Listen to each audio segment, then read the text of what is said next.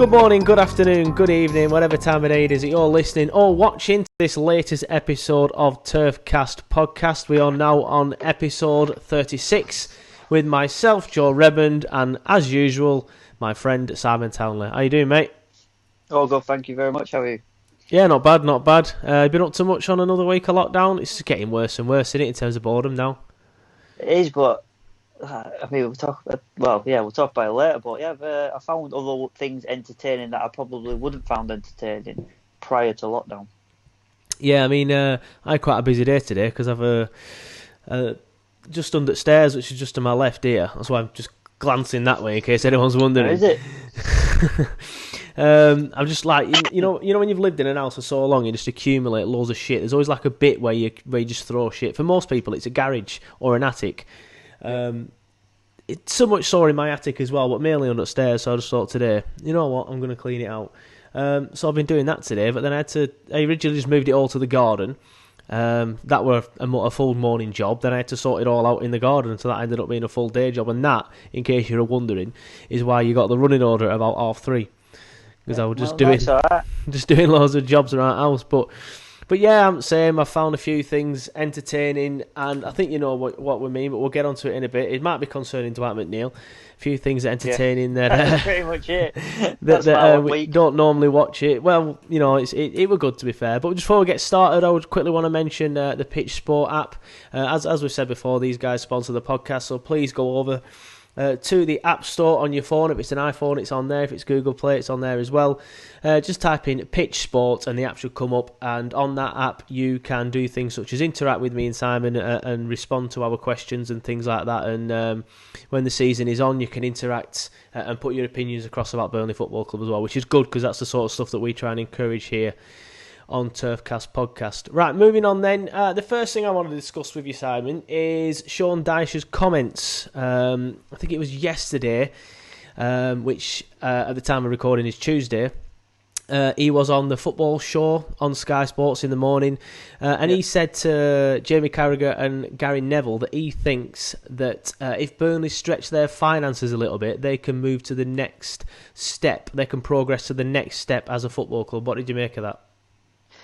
See, you sent me the article, to be fair, and I haven't read it because I've got the reading age of a 5-year-old, as you know. Yeah, Key Stage 1 reading.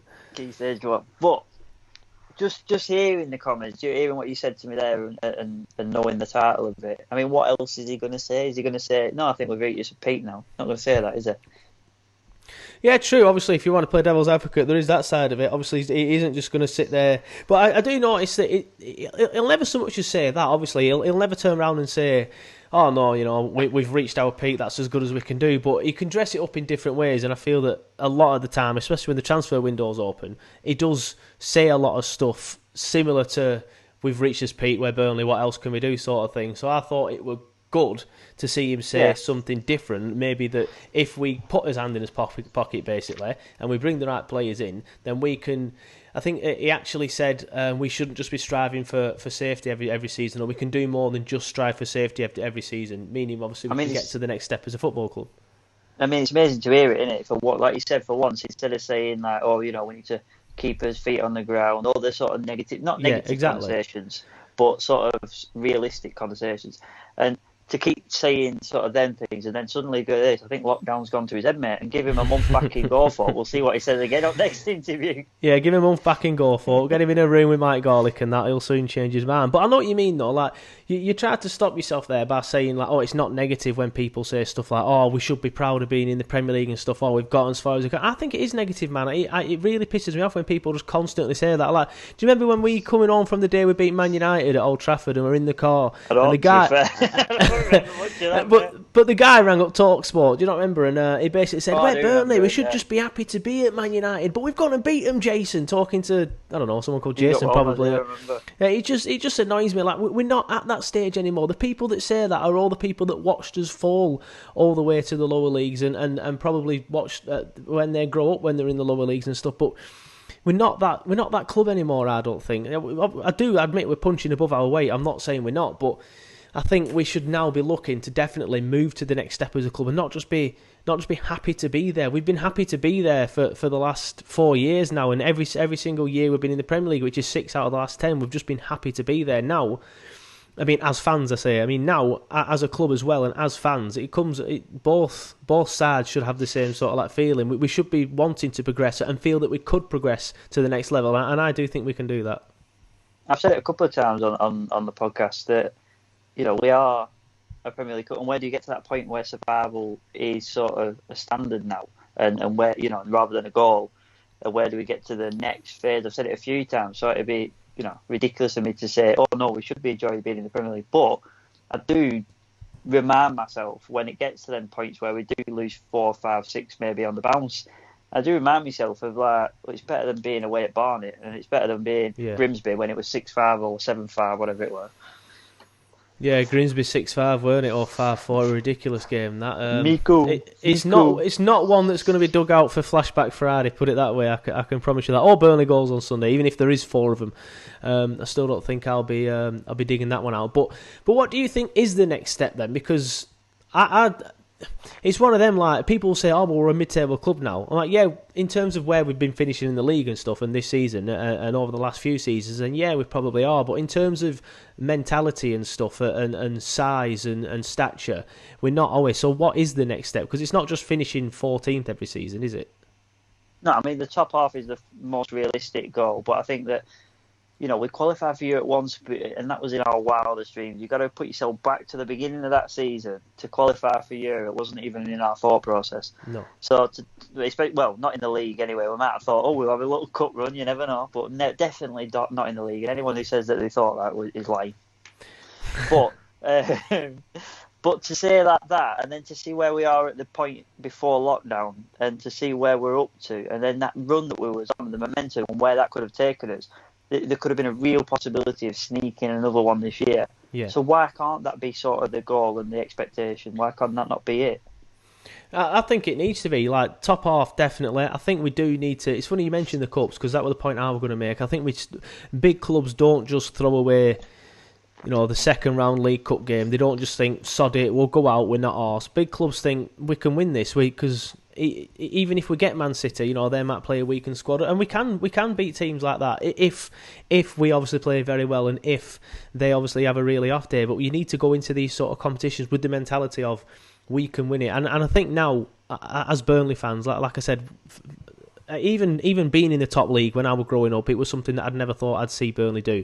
Now we've been there for, like I said, the last 6 years out of the last 10. I think we've made a point on a podcast before that anyone who is under the age of, is it 20, 21, something like that, hasn't even seen Burnley outside of the top 2 divisions, when obviously when we were growing up, they were in the bottom division, and mainly in the 3rd division, obviously, for the majority of our childhood. But I think now the next step is constantly taking the cup seriously and having good cup runs and potentially winning one of them, because I think they're both probably just as weak as each other now, to be fair. I think, yeah, the League Cup probably is a bit weaker.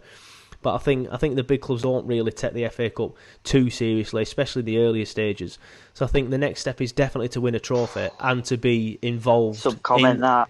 I don't think they do. I think the FA Cup. I think the FA Cup's weak as out now. It's not as good as it used to be.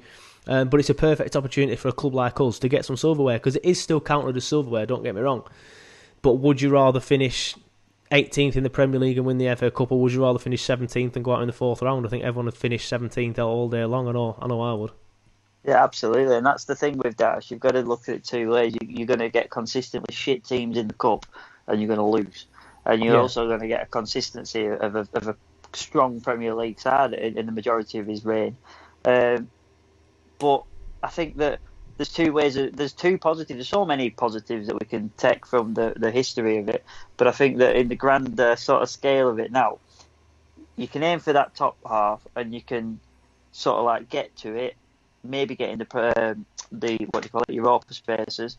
But you can also go in via the cup, like we said. So you can have a pretty shit season in the Premier League, and still, with the squad that we have, should be fighting for that thing. So that's why I think we should be taking it seriously. Yeah, 100%. I think we need to start taking them seriously, definitely. Especially, like I say, I think I feel like I'm going to contradict myself a little bit here because I'm just saying that just throw. Well, I'm going to because I like to play devil's advocate and create discussions. But I've just said we always put weakened sides out in the cups and don't get very far. I felt a little bit sorry for Dyche this season in the sense that I felt that the side he put out against Sunderland was a decent enough side. We were all talking about how many England caps and stuff and how many international caps that side had before the game had kicked off. And then they go 1-0 up and then get beat by a League One side who is literally the banter club of the country. And I felt a bit sorry for Dyche that he actually put a decent side out on that occasion, but we still couldn't get through it. Yeah, it's difficult, isn't it? Because I remember looking back to sort of the opposite side of the spectrum. I remember seeing the lineup for the Blackburn squad when we played them in the cup, and we put a second string team out as it was then with Taylor on the left, Pope in the middle, in the goals, and I can't remember naming the rest, but basically can't remember the rest. I can, but I look back at that and I remember Tom Eaton came in my chair and he said to me, "Oh, I don't think I'm playing this week, mate." Yeah, I'm like, "You are?" And he said, "Yeah, I don't think I'm playing." I'm like, "Fucking, are you winding up, mate? You've got to play." And he said, and this obviously Tom Eaton was as number one, and I'd never even really heard of Nick Pope other than the signing day. And he was going, "No, you've got to let the other lads have a run out though, mate." And he was so passionate about sort of giving them their chance. And they easily will beat them, and I was like, "Fucking hell, mate! I don't know, not on Derby Day. Don't give me that." And I remember me like being quite. I'm never really that passionate with my clients that are sort of like that anyway, especially about football. Like I just pretend to sit on the fence, and even if I have an opinion, I just think, "Oh yeah, fair enough, pal." But then I was like, "Fucking no, mate! We do need to be in the goal. That needs to be a first team out there. Tell him." And then we turned them over anyway. But imagine, because we turned them over and it should have been a lot more than 2-0, let's be fair. We absolutely murdered them with our second string side. But imagine what the score could have been if we'd have put the full squad out. It could have been 6 or 7, man. It really could have done. And that would have been absolutely satisfying. What's just happened here? My camera's just absolute nightmare. Blooper reel. This is going on the blooper reel. Can see all your paws as well now, all close up. Beautiful. There we go. We got you back. Yeah, well, you were always there, mate. It's spun round. You need to get yourself out at Pound Shop when you're buying tripods, I think, mate. It's not my tripod, it's my stabiliser. Because me being a fool, said to you, in fact, I've got a better idea, mate. Why don't we go to my conservatory? I don't have to bother anybody. Sneak away in corner, and then as I put everything on, I couldn't be asked telling you that half the batteries are dead. So that if I could picture this, mate, there's a wire coming out my phone, there's a wire coming out the stabiliser. Well, luckily I'm just sat on a table, so I don't think my table's going to collapse. Stairs under there. Yeah, so I don't think my table's going to collapse anytime soon. So, but moving on, we've touched on it briefly. We mentioned Dwight McNeil. Obviously, he's been playing a lot of FIFA, and he's quite a bit of a FIFA player. And I remember I was speaking to Andy Jones of The Athletic. You'll hear from that later on in the podcast, and he was saying he did an interview with Dwight McNeil's dad once about Dwight when he was younger. And he was saying it was impossible. Yeah, Mr. McNeil. It's impossible to get him. It was impossible to get him off the PlayStation. And I think now it's mad, isn't it? How he can be good at FIFA, but I know a lot of footballers are because they have a lot of spare time on their hand. But you'd think that someone to be good at football wouldn't have the time to be good at FIFA, but they always are, aren't they? It's mad, but. Dwight McNeil's been playing in the ePremierLeague invitational this week for Burnley. He's played one game, beat Ryan Fredericks 3-2 yesterday, scoring the winning goal with himself late on. I thought he was playing today, which is a day of recording, which is Wednesday. That's what I wrote on the running order. He's not, he's playing tomorrow, which is Thursday. So if you're listening to this on Thursday, Dwight McNeil is playing today at about 3 o'clock, I think it is. Double check on the club's Twitter and the Turfcast Twitter, because I'll put something out. But yeah, you look like you want to say something. This is what I do. I actually do this when we do the podcast without things. I start waving my hands at yours to say I want to say something. I know it don't really work as much now you're on video, mate. You stop. It worked, yeah, but you just look foolish as well. Can we do a watch party in Turfcast? You want to do a watch along of Dwight? Of Dwight, we'll all sit down in it. I can put it on my telly. All sit down. Do you want me to come round? I can't. Social distancing. Yeah. Dickhead. Bloody hell. Well, yeah, we can do, and I'll go upstairs and hopefully I can go upstairs a bit. He loves them stairs over there. My telly's got a Facebook thing, so we'll sit down, we'll watch it like a match. It's on YouTube as well, isn't it? So we can just watch it on YouTube because my telly's fucking sharp for Facebook, innit? I don't know why. It never shows live Facebook feeds when I go on it, but YouTube's great on it. So yeah, Yeah, I think it's just, I think it is. But yeah, I can do that. I can do it on my computer or whatever, because Mrs. will probably watch. We'll do a watch party thing. We'll put it on. We'll get it in. I'll put my tripod on. Make sure it's charged. Make sure batteries are sorted, yeah.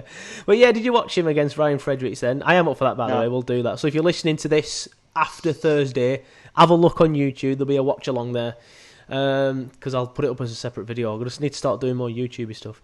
But did you watch him yesterday against Fredericks? You didn't watch him after all that? After all that, pull over. I was in afterwards. I watched it. I'm like, fucking hell, he won, lad. And then all of a sudden, now I'm like, when's he playing next? But prior to that, I was like, fucking hell, they're desperate for football here now. And now I'm planning watch parties. Well, it tends to be like a generational thing. Like, the older people tend to be like, why would I watch somebody playing FIFA? What a load of bloody rubbish. Someone actually commented on Facebook saying, bloody hell, mate, I'm bored, but I'm not that bored. I'm not going to watch it. But it's actually all right. I watched it. The production quality weren't great, to say it were Premier League and Sky Sports and stuff. There was a lot of, what were that, sorry? And Dwight's game even went off halfway through it. Did you see that? Did it? Yeah, he was 2-0 up. Right, he was 2-0 up, and it went off, and the screen went black, and I was watching it thinking, has my screen gone off?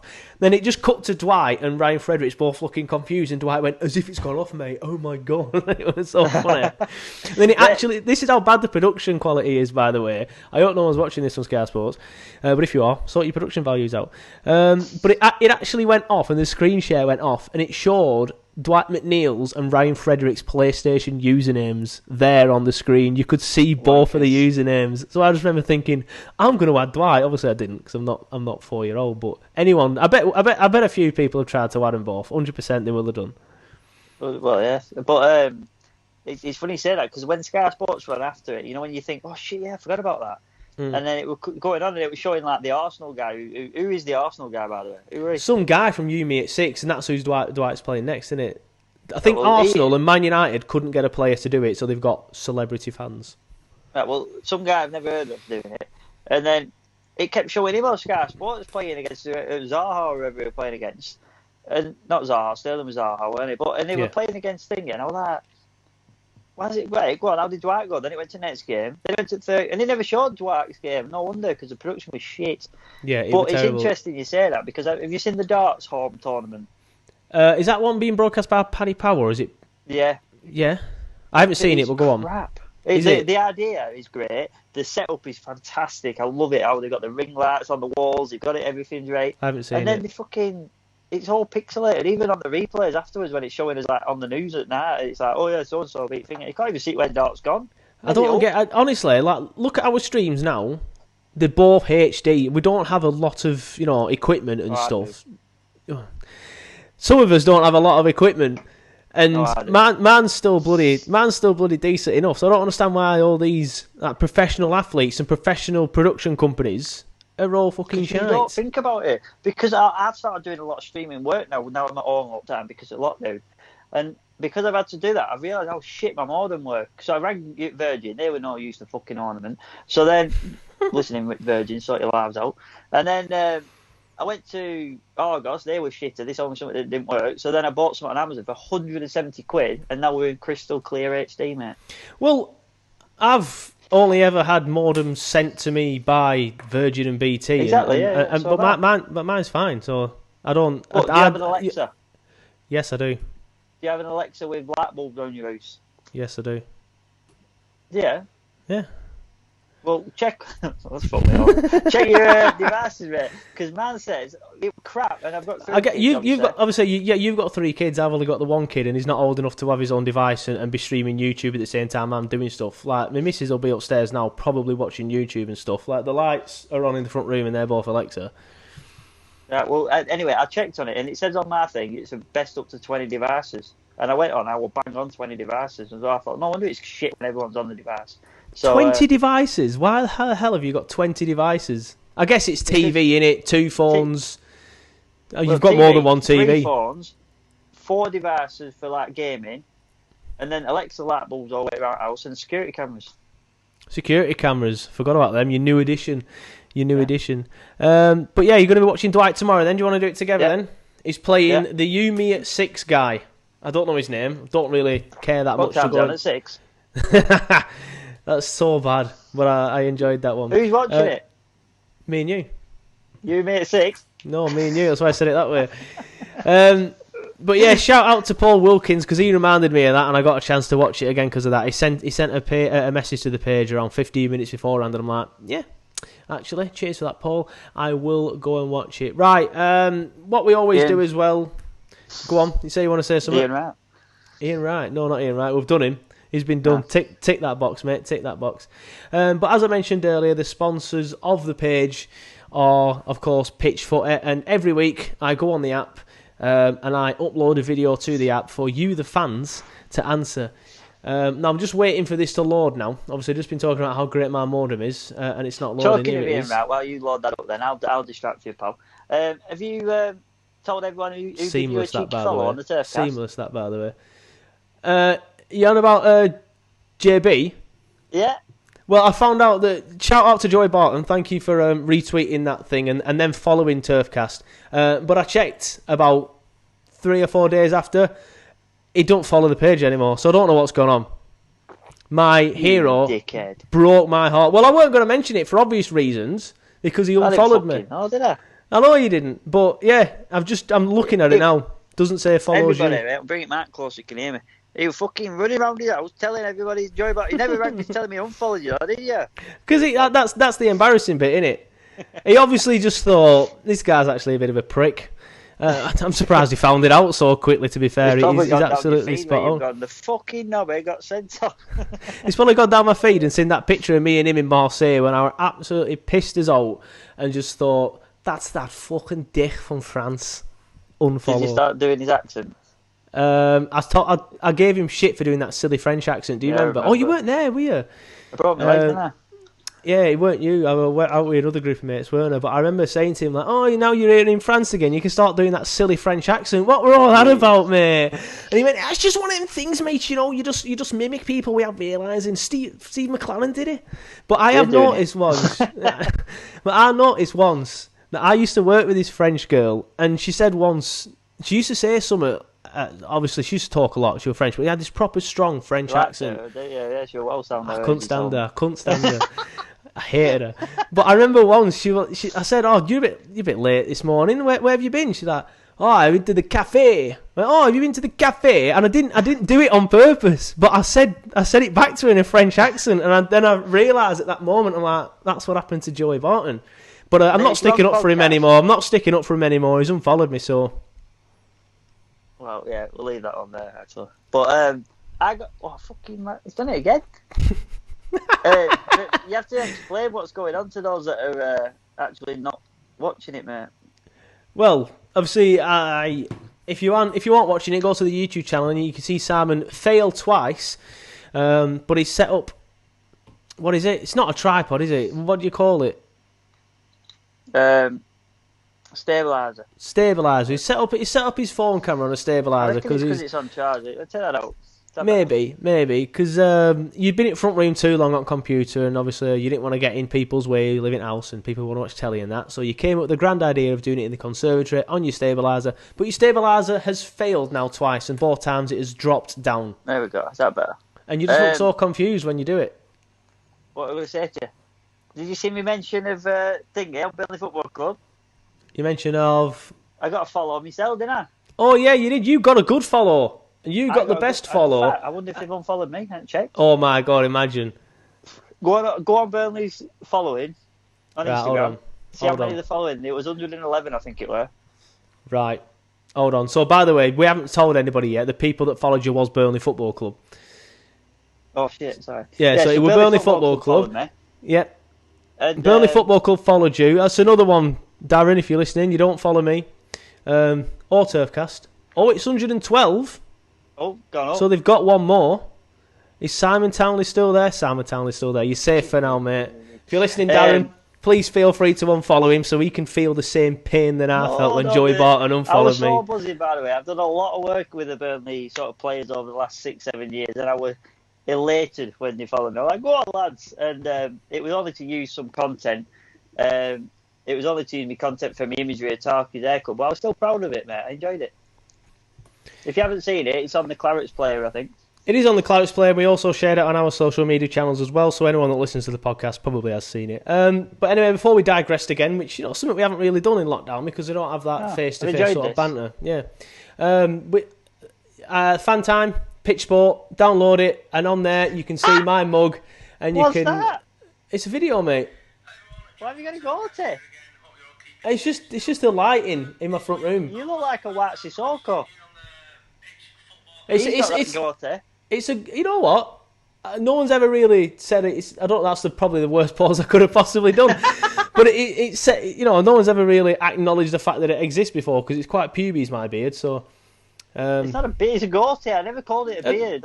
But a goatee is a type of beard, mate. You didn't say full beard, and I never said you said full beard, so let's not get pedantic here.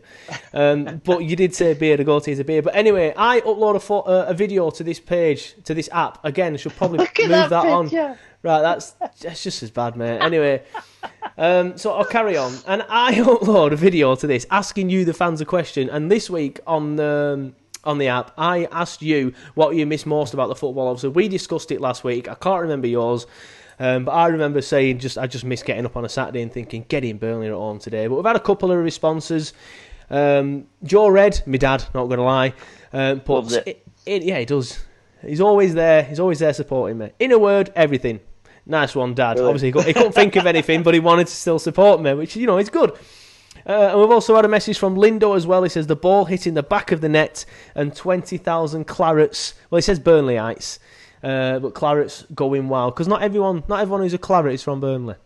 So Clarets. And I had a message off Neil Layfield who said he were trying to get in touch and leave a comment on the page on the Fan Time app, but it wasn't working. So I have sent an email to them. If anyone else has got them problems, just let me know. And I had another message on Twitter off an Everton fan. He's a lad called Owen. He has a bit of a soft spot for Burnley. I don't think he'll mind me saying. And he's always interacting with the page, despite being an Everton fan. And he says the thing that he misses the most about football is when Burnley win a game, he loves going on the Burnley hashtag and seeing people just having a meltdown, like the opposition fans just having a meltdown. He was saying it's absolutely hilarious. But next week, I am going to be asking... I haven't sent the video off yet. I normally send it off on Tuesday, so they're probably thinking, what's going on? But I'll send it off tomorrow, and hopefully they can get it on the app tomorrow or Friday. I am going to ask if... and shout out to a fan who sent in this question on the page, Horden Jolsgrove. Are there any games that you consider classics, and I'm asking this you now, Simon, that you consider classics where we didn't win or where we lost, ideally? The Tottenham game comes to mind at home in the Cup. Yeah, good shout that one. We technically won, but... Yeah, we won on the night. Well, we won on the night, didn't we? Did we win 3-3? 3-2, weren't it? On the night, it was 3-2. Because of the extra time, obviously, we didn't go through. And then that's a classic because it was so good. We were miles away from even qualifying. We were miles away from... We were just turning up that day. We were, 4-1 down? Just making up the numbers, weren't we? Yeah, 4-1 down. We scored first as well at Tottenham, man. We scored first and then just capitulated in that second half. Steve Davis. Was J. Rod score that game? Yeah, J. Rod scored. I don't know where you got Steve Davis from. Did Steve Davis not score? Yeah, you're thinking of Tottenham in 2005, mate. Steve Davis scored a bullet header to win in 2005, didn't it? Who were it in 2009 then? It was J. Rod. Steve Davis weren't around in 2009. No, I'm thinking, when was the Pavlyuchenko one? The Pavlyuchenko one was 2009, weren't it? Well, fuck no, weird memory. I can just remember years, mate. Everyone can remember what year things happened. But it was January 2009, weren't it? So we went 1-0 up at Tottenham, then went 4-1 down, capitulated in the second half, and like you said, we just turned up to make the numbers up. J. Rod scored the winner. First? It weren't Davis then. Robbie Blake scored the first with a free kick.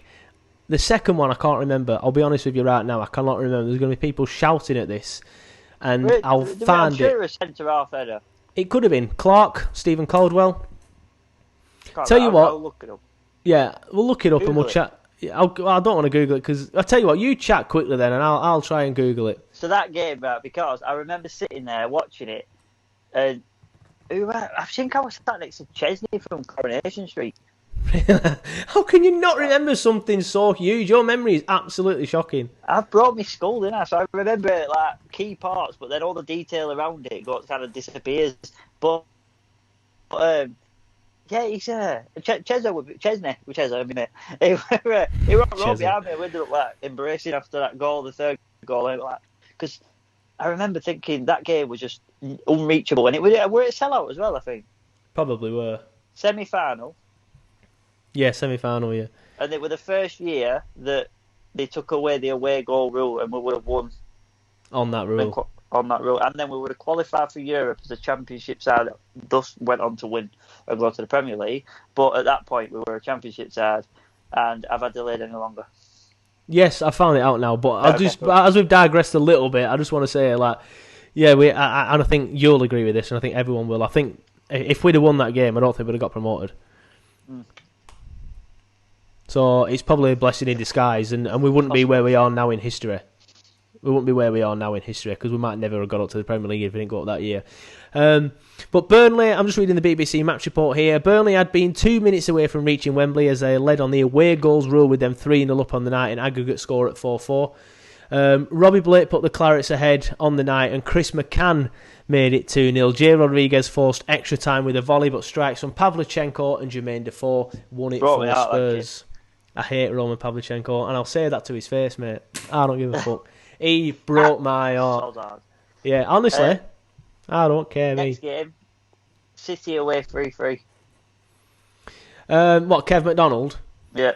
Well, that's a last minute equaliser, though, isn't it? So I can see why that is. But yeah, I think to be fair, the question was again. I know. We didn't win. Technically, but then I said lose preferably because Horden, not Jordan, got in touch and he specifically did say lose. But I remember when I put it back to him. Speaking to him, I was thinking about games that we've drawn as well, but there's going to be a lot of ones where we've drawn where, in that scenario, obviously people are going, oh, last minute equaliser, of course. Brighton, for example, which we just watched. Middlesbrough that year as well, which we've recently watched. I think for me, the one that stands out the most is the 2005 FA Cup fifth round replay against Blackburn Rovers, because we drew 0-0 at home. Terrible game at home, it were so boring, nothing happened. Then we went to Ewood Park. They went 1-0 up, I think. I can't remember who scored. I think it was Tuggar with a deflected shot, weren't it? And then Mark Ahad scored the absolute screamer. Oh. Absolute screamer. 30 yards out, got a bad neck from that. Yeah, swung his foot at it, didn't know what to do. And the reason why that sticks in the memory so well is not because of the game, because the game was, the first time since that 5-0, the fourth time I'd seen Burnley play Blackburn in my lifetime, and the third time I've seen them lose against them. And so the actual game don't stick well in the memory. It was just the atmosphere in the away end. When that goal went in, I think it was like 6 minutes until half time. I do not remember anything from the ball hitting that net until half time because it was just so mad. Just the atmosphere, incredible. I was in my wheelchair on that game. I had to set my wheelchair, and I was front row, mate, and I just remember that goal going in. And I didn't see nothing for about a minute. Everybody just dived over the top of me. And my nana had fucked off. She'd left me. She was on pitch. And it was madness, mate. I remember it. It was unbelievable. Yeah, so get in touch. Let us know yours. Please do it on the Pitch Football app. I will be sending that video off to the guys tomorrow on the app. So hopefully it'll be there tomorrow, as in Thursday, or on Friday. Definitely, it should be there by then. Right, now this is the part of the running order that I hope you've read.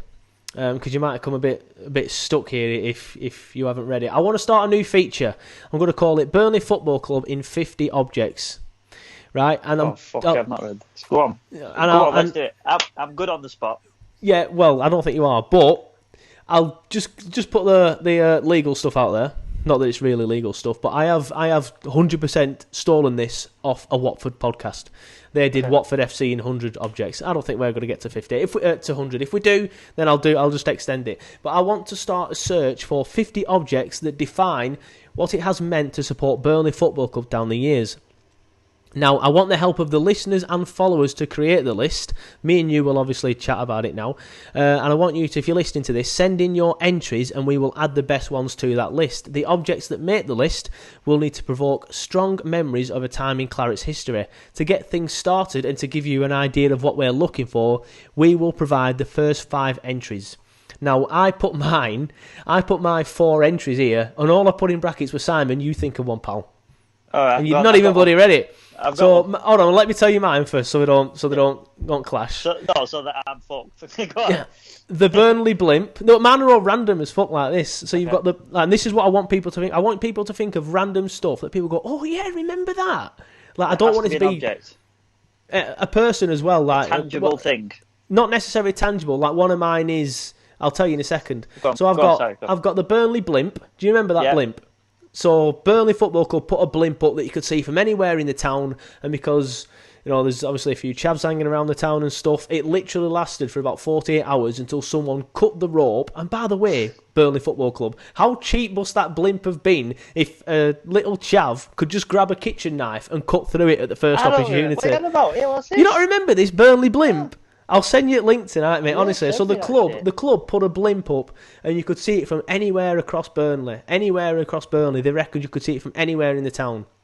Not a massive town, so it's not a massive thing to say, but that was the thing. I remember this blimp. I remember a blimp, but I thought it was a car shop.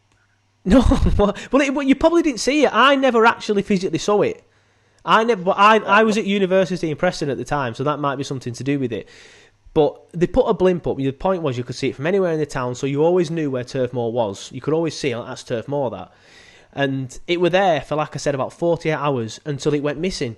Now, Burnley put this big appeal out and saying, have you seen our blimp? It was in the Burnley Express, the Lancashire Telegraph. And nobody knew where it had gone. And then a video surfaced on YouTube about 3 or 4 days after that of some chavs cutting it loose. And then the Lancashire police put a statement out saying we are aware of who's uploaded the video and we are aware of who we want to speak to. And it's just it just sums up, man. That's the sort of thing I want to put on this list, just random stuff like that. Daz Bentley, he'll know about it. If he's listening, get me in touch with it. I want to see that story. Yeah, well, I'll send you links tonight because it's still. If you're watching this and you are the same as Sam and you don't remember this, just search Burnley blimp and it comes up with an article on the Lancashire Telegraph of a very, very, very pixelated picture of the blimp, but there is a picture there nonetheless. To be fair to the Lancashire Telegraph, it's from 2004, but they clearly sent one of the reporters down who's just got the phone out and took it on a Motorola. Yeah. Another one I want to add to it is, see, this one isn't a tangible thing, but do you remember the pie and chips game?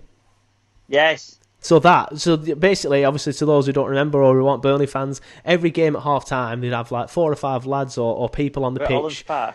Yeah, it was like a sponsored Holland's Pie thing, weren't it? And it were a big Holland's Pie, typical northern town, big Holland's Pie with a hole in the middle, and the balls were green, and they were called pie and chips, weren't it? So the balls were green, and everyone used to always like, why is it not called pie and peas? Because they're peas. But the point were you had to chip the peas into the hole.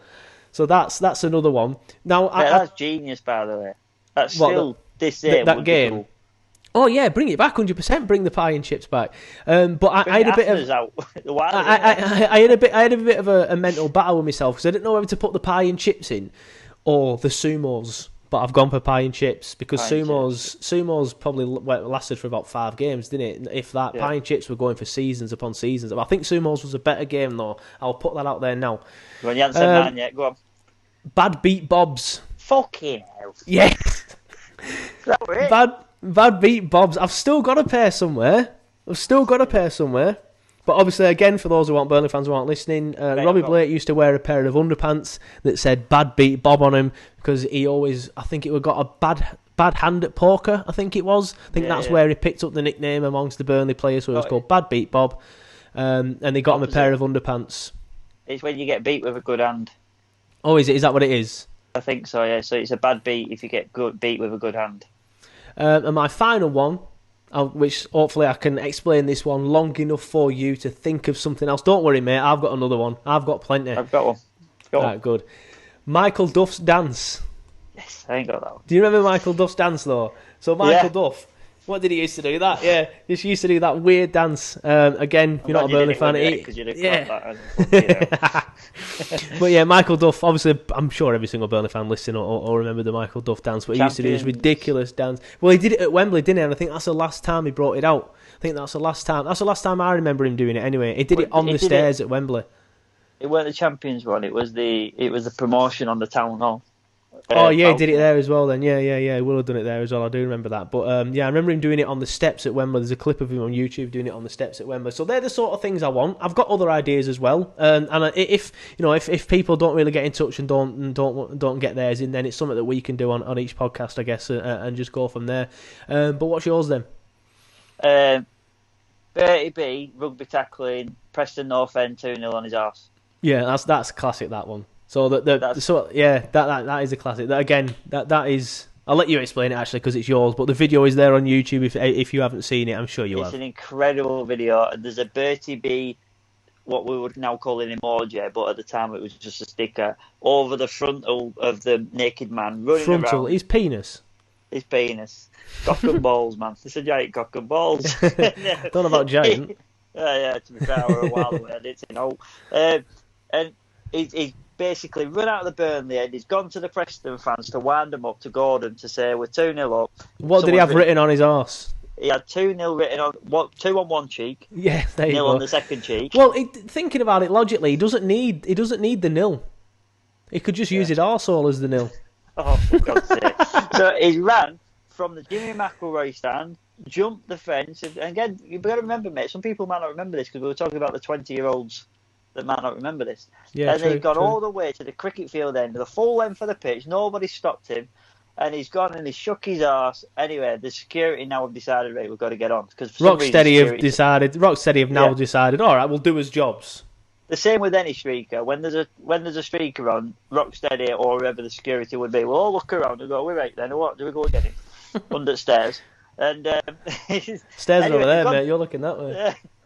They've gone to get him. And no one's catching him. He's rapid. So Bertie B comes to the rescue. Rocky music, theme tune. Out of nowhere, rugby tackles him. He goes. The brilliant thing is he goes arse over tit. He doesn't just go to the ground. His legs go in the air, and there's a picture again on Facebook of this guy's arse, basically level with Bertie B's head, with just 2-0 written on his cheeks. Well, technically it says 200. It's the best, perfect caption of that picture. It can't have got any better. He's got the tackle, the 2-0 on his arse, and Bertie B almost celebrating while he's jumping off top of him. It was incredible. Yeah. So that and the worm, if I were going to throw it, the Bertie B doing the worm. Yeah. Well, Bertie B's a good one. Obviously, Bertie B's too. It's not specific generic, enough. This is it's too generic. I want little things like that. So the worm and the tackle for me. Yeah. So obviously we could only have one Bertie B thing in. But do you remember? This isn't going in the list, but obviously it's going to be the streaker thing. But do you remember Bumblebee? Yes. Do you remember, like, for one season they had like Bertie and Bumblebee. All of a sudden Bumblebee came out of nowhere, then Bumblebee just fucked off again. Another video for you to find out and dig out for your shit is that's shit. I was going to say Golden Sunday, but it didn't work. For your shit is do you remember they had the mascot like Olympics? Yes, and he beat Deepdale Duck.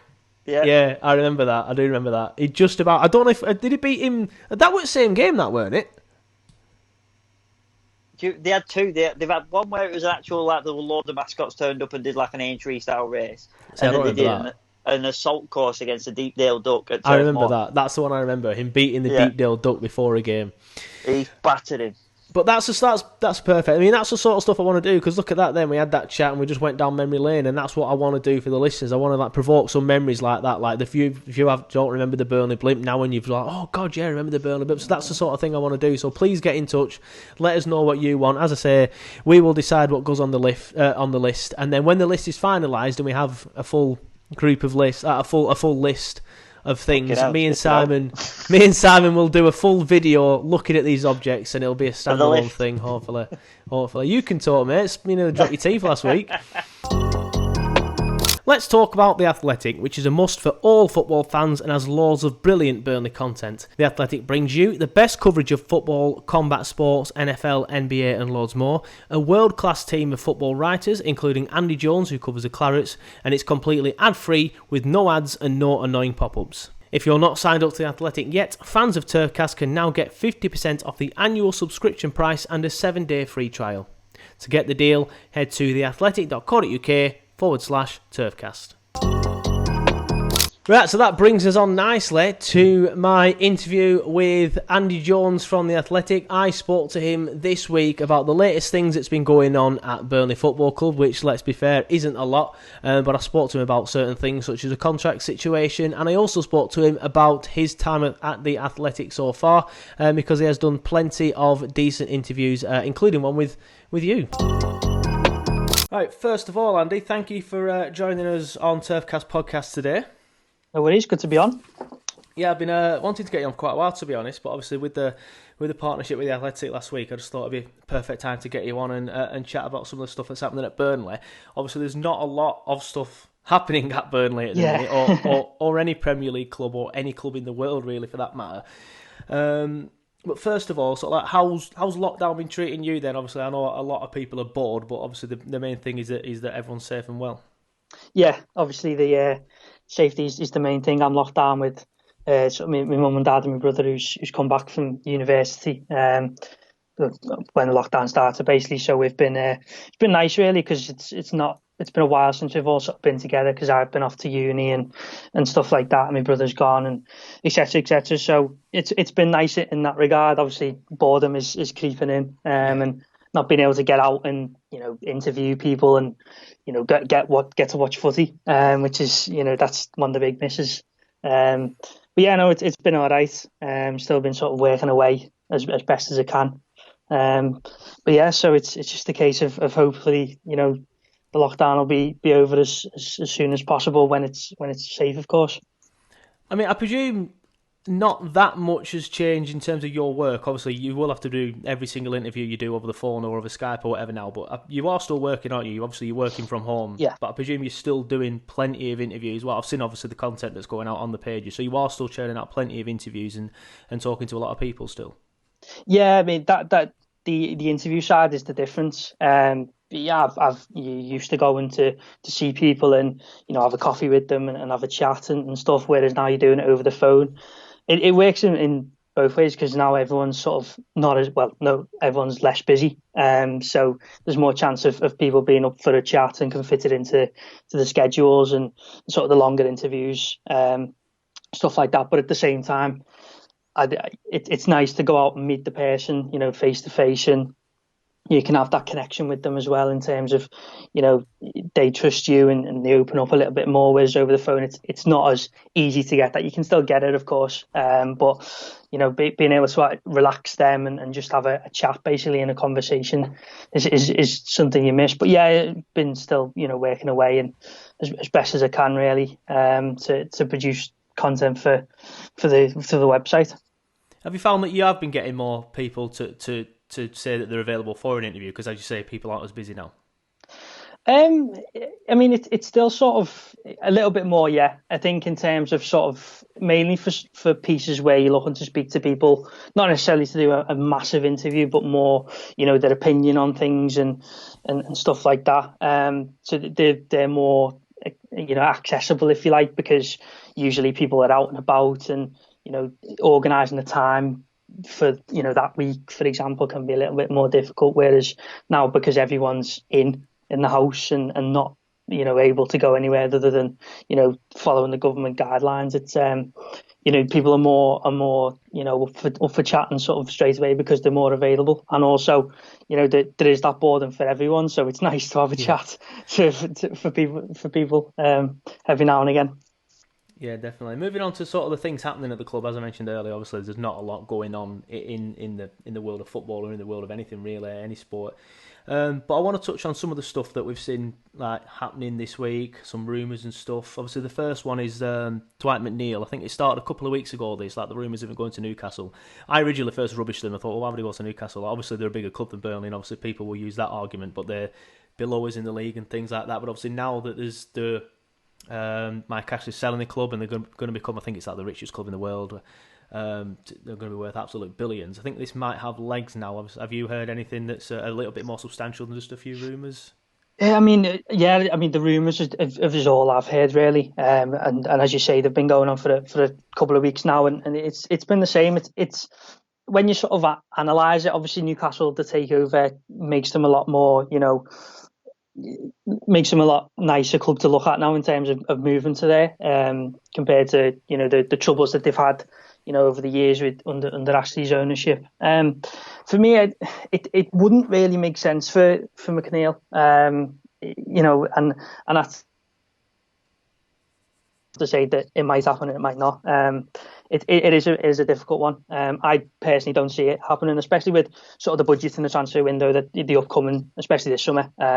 You don't know how Newcastle's owners are going to come in and be able to spend the money as well. I don't think, by sort of reports suggest, they're not going to come in and throw loads and loads of money.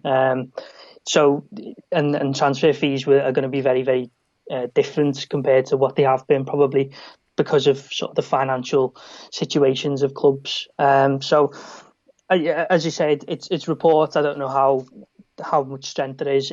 To me, it would be an odd move if Dwight was to move there, but because he's happy at Burnley, he's said this many times that he's happy with the way he's developing at the club. He's getting game time every single week, and it's a club who is helped him develop from 14, and will continue to help him.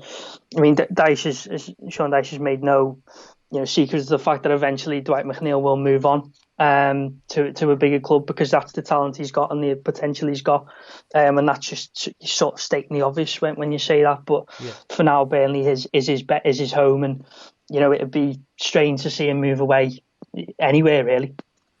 Yeah, so I think a lot of Burnley fans do seem to be resigned in the fact that he's going to go this summer. I'm sort of of your thinking. I think it'll be worth him staying for the next season at least, with the amount of game time he's getting. I think I saw you tweet it this week saying he's the youngest player to play every Premier League minute this season, or nearly every Premier League minute. I can't remember the exact stats off the top of my head. So I think on that alone, and the fact that, like you say, he does have a good connection with Dyche, I personally think he'll still be here next season. Yeah, I would be surprised, because I think with the way Burnley are financially, settled now, and how strong their position is, obviously the changes of the market and with what's going on with the viruses can alter that, and it's not yet known how significantly it will affect the club. But Burnley are in a position where they don't need to accept the offers that they used to accept, if that makes sense. So in terms of Michael Keane, for example, £25 million, I think it was, you're now looking sort of in excess of 40-50 million for their top players, because financially they've got themselves into a position where they don't have to sell to make sure that they're making profit, etc. And so it puts them in a strong position, especially going into the upcoming transfer market. I think Dwight's got his head screwed on, so if he wouldn't make a move if he knew that there was no guarantees in terms of if he moved to a top 6 team and he wasn't quite sure how much game time he was going to get, then it can really hinder a player's development. Whereas if he stays at Burnley, he knows that if he continues to develop and his form continues to be as brilliant as it has been, he will get game time and he will develop, and eventually the move will come, probably. But I would be very surprised if it was this summer, unless money comes, unless Burnley's financial situation dramatically drops off, which by the sounds of things, the season, it looks like it's going to be finished. You'd expect the television money, which is a big part of Burnley's sort of income, would be paid, so they're not in a position where they need to sell, and therefore you think that he's probably going to stay this season, and then next season's a different kettle of fish, really. Yeah, he touched on it briefly there. He said obviously the current pandemic is going to have a massive effect on the transfer market. Obviously, I'm sure you can't tell me what exactly, but what sort of effect do you think the current pandemic is going to have on the transfer market? To be honest, it's difficult to say, because of sort of how up in the air everything is, because no one knows when the season's going to finish, no one knows when the transfer window is going to even open, player contract situations. I think you won't see the big money deals that have been seen in the last sort of few seasons. I think there will probably be a drop off in terms of amount spent, which can benefit clubs like Burnley who don't necessarily have to sell. So clubs aren't going to be able to pay the fees that Burnley would probably want. But at the same time, the teams in the Championship, they may be put in a financial situation, and you can see with the deferrals and stuff that they may become a little bit weaker and may have to sell for lower prices than they could have asked for. So, which can benefit, clubs who are in a good financial situation. Not to say Burnley, it's difficult to know if Burnley will be able to capitalise on that or not. Obviously, there's more important things in the world than that, but there is planning going on. Burnley is, Mike Rigg and the recruitment team are still, watching and analysing and doing as much as possible, and they will make a move if they see fit when the transfer window opens. But it is a little bit difficult at the moment because you just don't know financially where everyone's going to be in sort of the Premier League and the Championship, for example, and clubs abroad as well. And the Scotland Rangers, has broadened its horizons, so it's covering a lot more teams and players in the European countries as well. So it is a case of wait and see. But Burnley are planning and will be ready for when everything becomes a little bit clearer to sort of act and move forward. I want to move on to the contract situation. There's 6 players out of contract this summer at the club. Adam Legzdins, Joe Hart, Aaron Lennon, Phil Bardsley. Just off the top of my head, have I said Jeff Hendrick as well? We've made a lot of it on the podcast, and there's been a lot made of it on. I think you've spoken about it on Twitter. Some of the other Burnley journalists have spoken about it on Twitter. The likes of Joe Hart and Adam Legzdins, I think it's pretty much guaranteed that them two are going to leave. I would probably presume that Aaron Lennon will follow them out the door. But then you've got Robbie Brady, Jeff Hendrick and Phil Bardsley. There's been some talk, especially of Phil Bardsley and Jeff Hendrick, of them two signing new contracts. I think conversations have been had between Phil and Jeff. The latest we heard were there were just conversations and nothing was confirmed. Have they all been put on pause because of the current situation, or is there anything happening behind the scenes? I think at the moment they've sort of been put on hold, and discussions will probably begin to be made as things progress. I mean, Phil Bardsley spoke exclusively to The Athletic last week, and with David Ornstein, and he was asked about the contract situation. His mind has been away from that because his granddad caught the coronavirus, so he's managed to get past it, which is great news. But so Bardsley's mind's been on family more than anything else. But he did say that there had been sort of brief discussions before everything went into lockdown about a potential contract extension, but they'd sort of been put on the back burner. And it's in the end, it all goes back to that unknown, because even contracts and how long they're going to run if the season goes over June the 30th and stuff, it's all up in the air.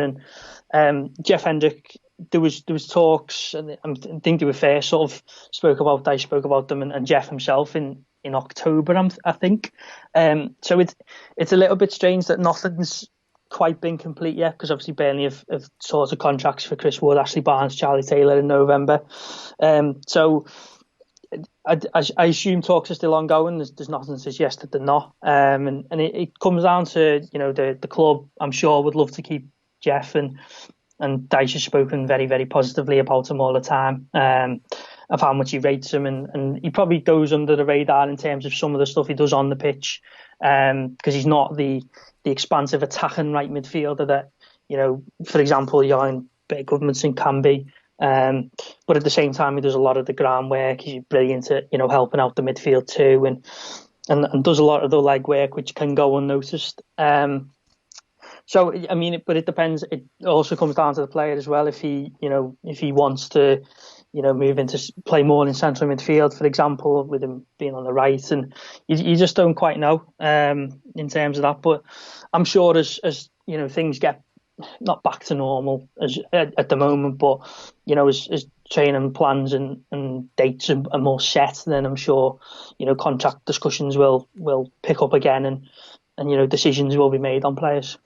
I've seen a few things on a few web pages and stuff about Robbie Brady's contract. Apparently you'll know more about me than this, but I think we have the option to extend his contract. Is that correct?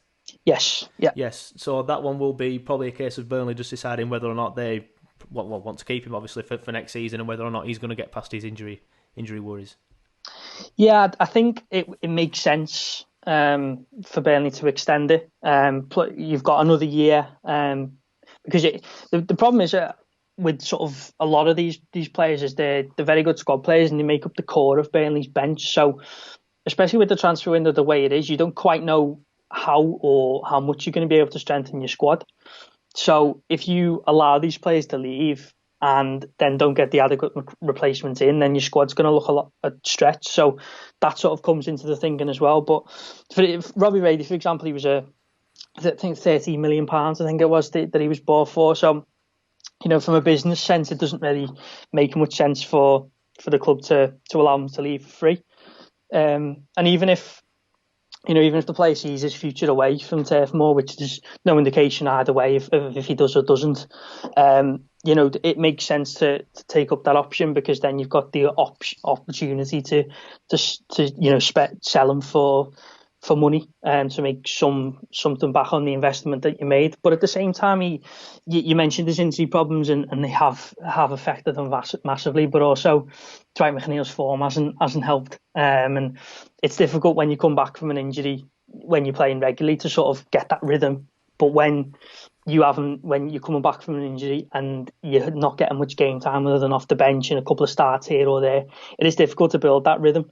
And you feel for him. I felt for him a little bit this season. So I think in that regard, it makes sense for the club to sort of to extend that option and have another year to see how things go. And if then it becomes a choice and maybe Robbie Brady might want to leave, or the club doesn't see it as the right thing to do to extend his contract further, then that will be looked at. But there's no sort of indication either way at the moment, and it's something that will probably come a lot clearer in the weeks coming. As you mentioned, a lot of stuff is currently unknown, including whether football or not will actually return this season, next season, when, how, if. What's the latest on when, how, or if the Premier League will return? I think the main thing is that all clubs are still positive that, or determined to make sure that this season finishes. The longer the virus goes on, the more that stance may change. It may not, and because the longer it goes on, then the further you're pushing back everything, and then it becomes to affect next season a lot more. But you've also got to factor in the pre-season, or the mini pre-season that you're going to have before games get back underway after lockdown. And I think the main thing though is that everyone or all clubs seem to want the season to be completed. So I think the thinking is if just at the moment, once everything's safe, and then putting a plan in place to see how best to do that, and fitting games in and stuff like that. So as you say, everything is a little bit unknown, and there's not much clarity coming out of Premier League meetings really that are being had, other than that firm view that they do want the season to finish. So by the looks of it, I think it will. And not just because of the want to do it, but also the financial implications, and you leave a lot up in the air. And in terms of league positions and relegation, European places, the league title itself, championship teams getting promoted, you leave a lot up for a lot of debate, which you don't really want, because that in itself affects clubs financially going forward. So I think the season, by the looks of it and by what is sort of being put out there and heard, it will finish. It's just a case of making sure that it's safe and to do so, and then planning accordingly from that point. There's been more, as this has gone on, there's been more and more talk and noises coming out of interviews and stuff like that about it potentially returning behind closed doors. How would you feel about that? Well, I mean, it's obviously not ideal, because one of the best things about football is being in the stadium packed with passionate fans. I mean, I've really enjoyed Turf Moor this season, and the atmosphere when it gets to that point. I mean, the Leicester game was brilliant, that second half, and it was just the team and the fans just came together, for example, and that is football at its best, when you've got players backed by passionate supporters. But at the same time, the situation suggests that it's probably going to be behind closed doors. And while it's not the best case scenario, I mean, I'm sure the broadcast and the way it'll work will make sure that you'll be able to see your team on TV, for example, and football will be back in a sense, which I think we all are sort of craving more and more as it goes on every day, really, as we miss it more and more. And obviously, it also makes sure that everyone is safe. it potentially means the season might come back quicker than if we were to wait for for fans to be able to go to games as well, because of the number of people congregating in a place, and so behind closed doors might help football get back a little bit quicker. But at the end of the day, the most important thing is making sure everybody's safe, and if football has to come back behind closed, when football comes back, if it's behind closed doors, then if that's the best option to keep everyone safe, then it has to be done, really. Yeah, definitely. Obviously, keeping everyone safe is 100% the number one priority, as much as we're all missing it. I just want to move on to the Athletic as well, if that's all right with you, because it's quite new, isn't it? I think it's been going since last summer. Is that correct? Yeah, so it's an American brand which has been going over there for, I think, 4 years. But it came over to the UK to sort of start covering football. So we officially launched on August the 5th, I think it was, which seems so long ago now. But yeah, so this season, so they've brought in a lot of very, very talented writers. They've got someone covering every single Premier League club and some Championship clubs, and then more general writers. But I've thoroughly enjoyed working there. It's been amazing for me, and to have sort of the freedom and to write about a lot of interesting things. And yeah, so it has been going sort of from the start of this season, and it's been really, really fun. And obviously this is the strangest time and the strange time to be covering football, but there's still plenty of things to cover. Yeah, you've been covering Burnley since day one, I think, obviously day one since it started. And you mentioned there the freedom to do sort of like more sort of stuff. Like, what makes The Athletic different from normal newspapers, for example? Well, there's a lot of in-depth content, and it gives you the opportunity to explore, things that you might not necessarily get the time to do. For example, working for local newspapers who are getting news out as and when it happens, whereas The Athletic gives you a chance to do more bigger interviews and sort of travel and get to sit down to people and speak to people and stuff like that. A big part of it is trying to tell people things that they didn't know. Yeah, I second that really, because obviously I think the standout article for me that you've done, like you say there, you try and tell people stuff they didn't know already. But I think the standout article for me that you've done is the Robbie Blake one, where he talks about going to KFC before. I always thought it were afterwards last week, but I've just reread it today, obviously before I spoke to you. But he actually went to KFC before the game against Manchester United. It was something he told me about. It was one of my first interviews, actually. It was way back in September, I think it was done. But yeah, no, I mean, I think the funniest thing about it was the fact he went back to afterwards to the same shop, and the girl who was serving him recognised him, I think, and sort of said, well done, good goal. But yeah, no, it's those types of interviews that I love doing. And obviously being stuck at home, you can't necessarily you can't go out and meet the players. But yeah, it's stuff like that. I mean, this week I did an exclusive with Josh Brownhill, just to see how he's sort of settling in with the club, and who's been helping him out, and he was very, very positive, and is really, even though it's been one of the strangest settling in periods, probably a new signing or any new signing in January sort of made, with sort of the winter break, and then obviously the virus and the situation. But he's been getting a lot of help from Ashley Westwood, Jack Cork, for example, who've been helping him sort of adapt tactically to the central midfield role at Burnley, and Dyche has been helping him with one-on-one little chats, a bit of video analysis and stuff. So it's those types of interviews that I really enjoy doing, and those types of, I mean, especially for, he can just tell when Robbie Blake is a hero at Turf Moor, and the reception you see in sort of the comments and people who talk about him just daily on Twitter, really, and how good of a player he was. It's great to speak to them and relive their memories with them.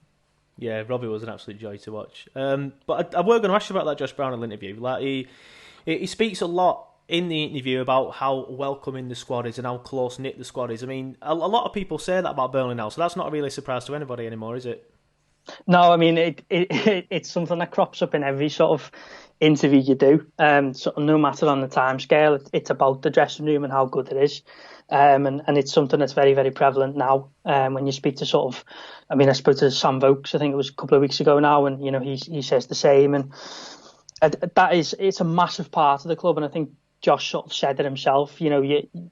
The closest of the dressing room, you understand why Burnley have got to where they are and are so successful in what they do, because the relationships they form and the bonds they form are second to none really, and if it's a new signing coming in or even someone leaving, they'll still keep in touch and make sure and see each other at parties, or Sam Vokes is involved with the horse syndicate they've got going, and it's a very, very welcome dressing room, and that just comes and that's part of the culture that Sean Dyche has created. And it's, even though it's becoming a cliche almost when you say the closest dressing room, it is, because all the players are welcome. They're all really good, grounded, humble lads who want to work hard and want to do best for the club.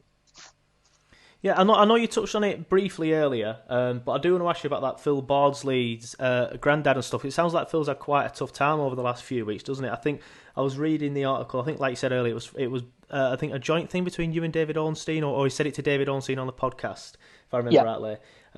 Where I think Phil Bardsley's dad obviously went round to the house or something like that. Obviously, you can expand a bit further. Went round to the house, noticed all the curtains were shut. He wasn't answering his phone.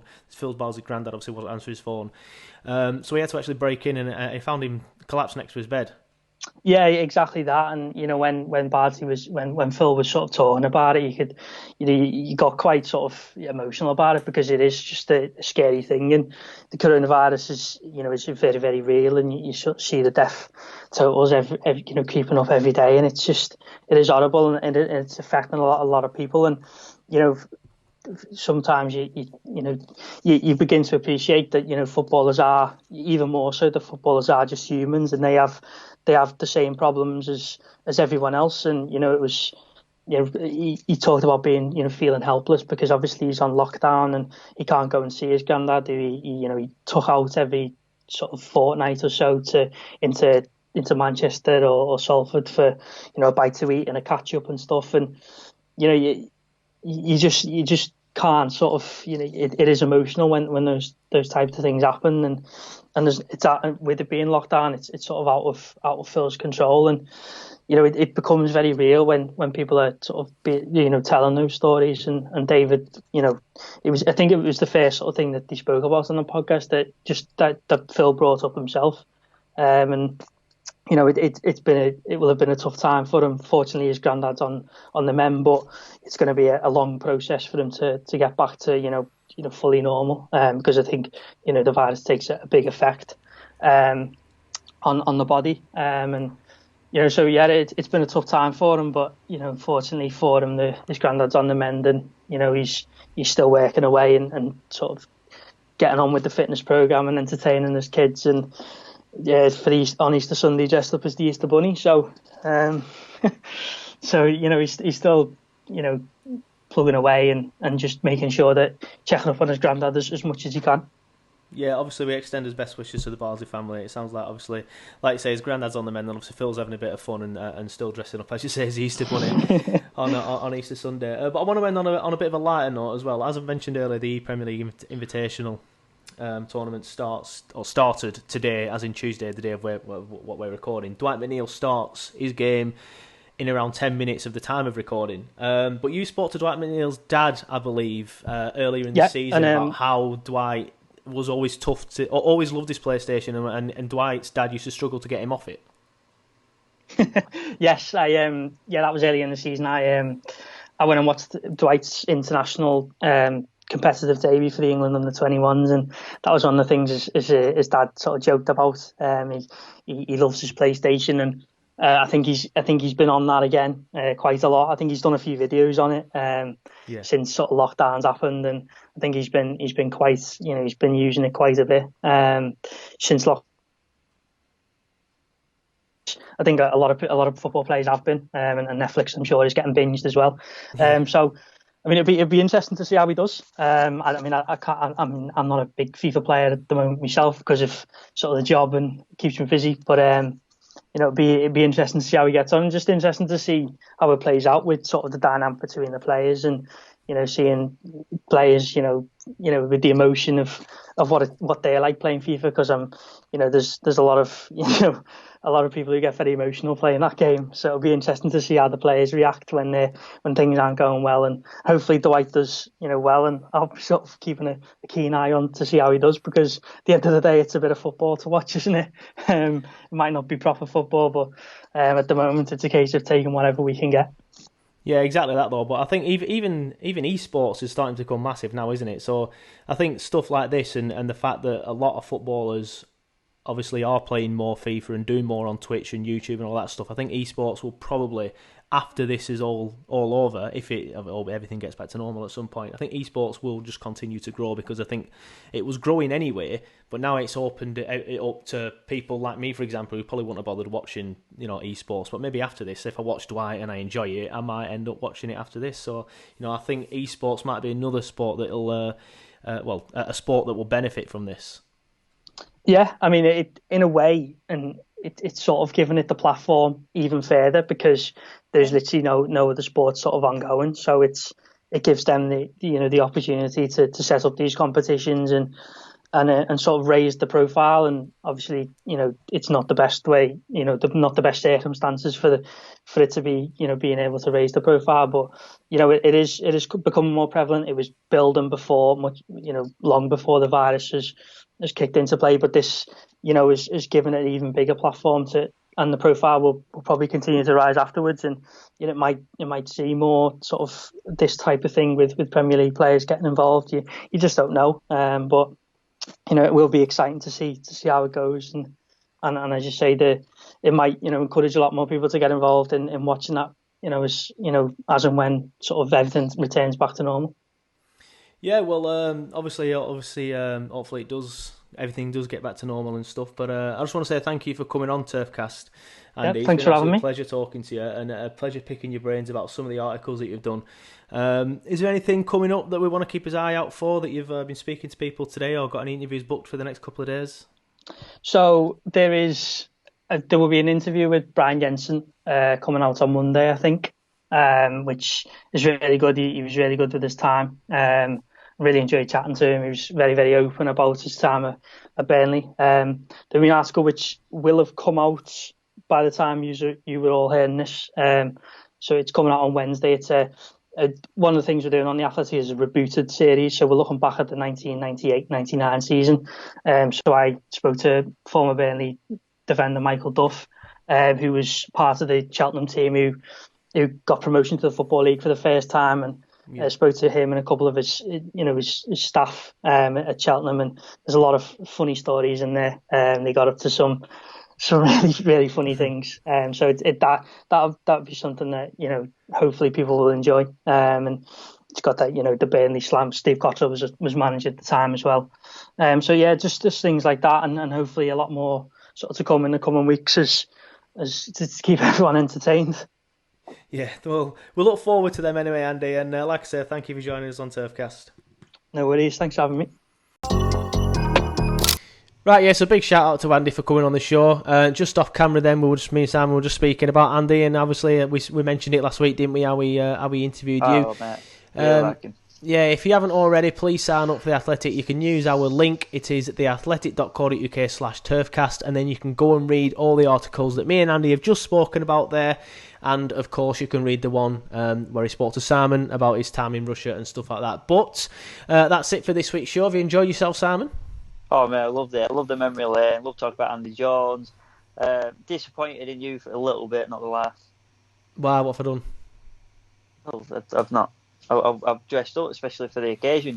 Well, this should be the norm, mate. You should always be on brand. You don't get rewarded for doing your job, do you? This is what you should be wearing. Last week you're in your scruffs. The week before you're in a hoodie. Finally, this week you've actually put a Burnley shirt on. I thought, do you know what? I'm going to help my mate out today. I'm going to wear a little Burnley shirt. So I've dived out it, but I put a little side part in for you.